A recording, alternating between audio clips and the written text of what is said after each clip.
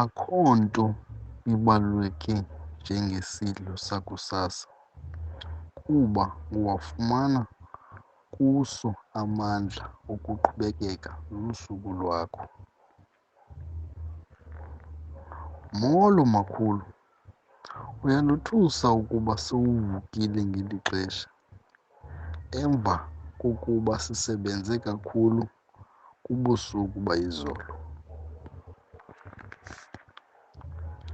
Ndisesemandleni zukulwana wam kuba ndivuke ndabhaka. Uyasifuna isonka? Ewe, ndiyasifuna. Ndlela le ndilambe ngayo andikwazi nokuzibamba.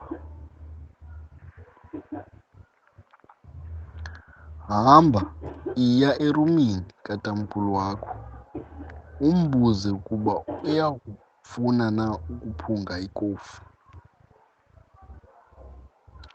Nkqonkqonkqonkqo, ngena.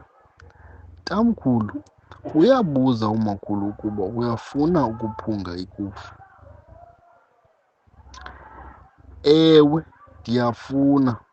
Enkosi kakhulu, kuzotsho kuvuleke nomqala. Mna ndirhalela into ebandayo, kushushu namhlanje. Kulungile, vula ifriji. Uyayifuna na ibhili?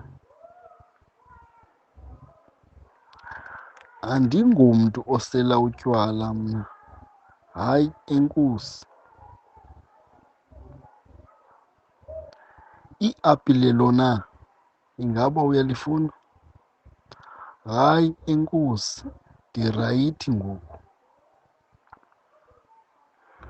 Umntwana wethu lona umncinci akayityi ibheykhoni. Uyawafuna amaqanda wona?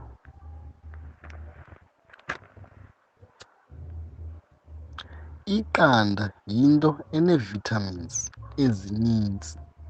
Ewe, ndiyawafuna enkosi.